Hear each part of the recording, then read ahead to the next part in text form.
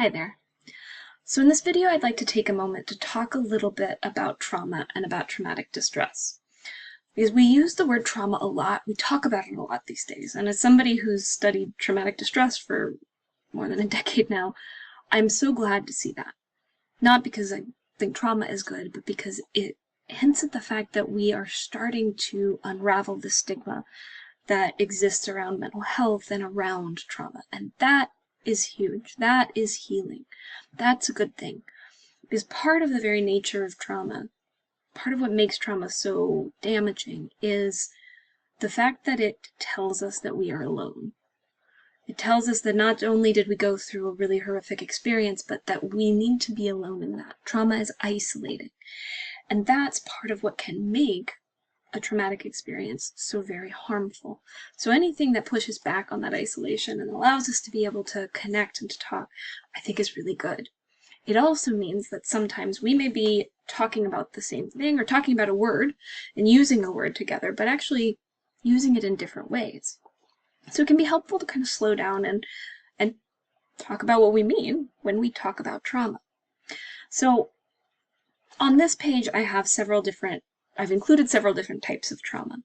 But I want to acknowledge the fact that sometimes when we talk about trauma, we're talking about an experience that might be really difficult or really challenging, something that might have deeply impacted or wounded us.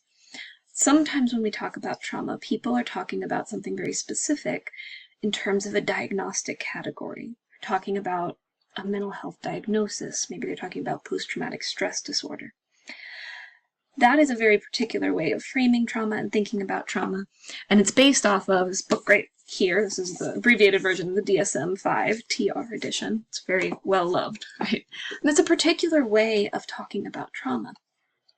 And the reason that I bring this up is because as a counselor who works with people who tell me stories all the time about really, really difficult and clearly traumatic experiences, one of the things that I've noticed is that often, once we start talking about these things and naming them as trauma, people often have a similar response, which is to minimize it and to say, oh, but what I experienced wasn't trauma. That couldn't have been trauma. My friend's experience, that was trauma. But what I experienced doesn't count, does it? And I think that can be a really heartbreaking thing for one to witness, but also to feel. Because we're coming back to that idea of being alone and isolated in that trauma, being told that that thing that you experienced doesn't count. And so I want to talk a little bit about what counts. Because if we're talking about things from a diagnostic perspective, that's one thing. And that's not what I'm talking about today. But when we're talking about them from the perspective of human suffering, suffering counts. So what are some of the different forms of trauma and traumatic distress that people go through that they may not be counting, but that are deeply harmful and can have a significant impact on who we are and what we are thinking and feeling? So for reference, most, if not all of these, are not part of the DSM, but these are different forms of distress that people do experience. I will also mention that the DSM is a document that evolves and changes, and just because these are not in the DSM now, doesn't mean that they might not be in a future edition. But what we're talking about here is not diagnostic categories, it's different forms of human suffering that are the result of crisis situations and traumatic experiences. So first, a word about trauma. Trauma often is defined as an experience that one goes through that overwhelms their ability to be able to cope and that is deeply harming or harmful to their psychological and emotional well-being, right? So these are different forms of traumatic stress, and let's start with compassion fatigue.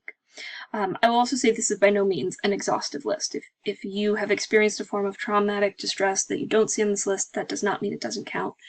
This is based largely off of research that I did into clinician distress that I've expanded a bit. Compassion fatigue refers to emotional exhaustion that results usually from caring for individuals who are suffering. And usually in that process, when we take that suffering on ourselves and we absorb that suffering, the result can be compassion fatigue. We talk about this a lot in helping fields, especially in fields like counseling or nursing, medical and clinical fields in general, social work, but it is by no means only exclusive to that. Compassion fatigue also often has a quick onset. And when we work with compassion fatigue, often what we are talking about is how do we experience empathy and hold space with people? How do we be present with people's feelings without absorbing them and taking them on ourselves? And that's often work that we do around boundary setting, very gentle boundary setting, to be able to build emotional regulation tools so that we can be present with someone, witness that, be with their feelings, but to not take those feelings on ourselves. Because part of what's so difficult and so painful about taking on somebody else's feelings is that we can't fix another person's feelings. And often the other person may not want us to, right? But when we're dealing with something like suffering, it can be very challenging to learn how to regulate our own feelings enough to be able to be present with that suffering without taking that on. So that's compassion fatigue. So next let's talk about moral injury. You may have heard of this one, because we've been talking about it a bit more since the pandemic. Prior to that, it was largely talked about with relation to veterans. And the traditional definition of moral injury has to do with betrayal of what's right by a person in a position of authority during a high-stakes situation. It usually includes someone feeling as though they've been made complicit in a betrayal of their morals or their values. Right? So I will allow that one to explain itself, and for you to reflect on how that might apply to current situations. And I will also say that moral injury can be deeply, deeply traumatizing and difficult to cope with. And that one of the major ways that we can push back against moral injury is through connection. It's through connecting with other people who may be experiencing the same thing, sharing our experiences, and pushing back against that isolation, because that betrayal of what is right can often lead people to carry around feelings of guilt and shame, which can also be highly isolating. Now, racial and discriminatory traumatic stress is a form of traumatic stress that can be acute, it can also be chronic, and it generally refers to traumatization that is usually characterized by mental or emotional injury that results from experiencing bias, abuse, discrimination that is based off of one's identity. Right? So that may be one's racial identity or ethnic identity, gender identity, religious identity, any identity that we experience discrimination as a result of. And this can and does include hate crimes. As I mentioned, a lot of racial traumatic stress and discriminatory traumatic stress is very chronic and can affect people in an ongoing way. Not to say that compassion fatigue and moral injury or some of these others cannot. Racial and discriminatory traumatic stress does frequently exist as a constant stressor. Now, secondary traumatic stress and vicarious traumatic stress are interesting because people often mix them up or talk about them as though they're the same thing. And while some people will say that they are, I'm going to argue that they are actually two different things that are related, but I think it can be helpful to kind of understand how they differ. So secondary traumatic stress has to do with developing symptoms of traumatic stress. So we might think about symptoms that we would associate with PTSD after witnessing or experiencing the after effects of another person's traumatic experience. So generally what we're talking about here is if you are not the person who was, let's say, injured or who was at the heart of that traumatic experience, but you were there and you witnessed it and it had a traumatic effect on you, that would be considered secondary traumatic stress. Now, vicarious traumatic stress may sound very similar, right? That usually has to do with development of psychological symptoms of traumatization that are the result of indirectly experiencing another person's traumatic incident. So also somebody else is that center of the traumatic incident, but you are experiencing it indirectly, usually through listening, right? So it's very often seen in counselors, in medical personnel, seen in law enforcement, very frequently among lawyers as well, people who will listen to in-depth descriptions of traumatic events. And it usually has more to do with the cognitive changes of the listener. So somebody beginning to develop nightmares and hypervigilance after hearing something like that.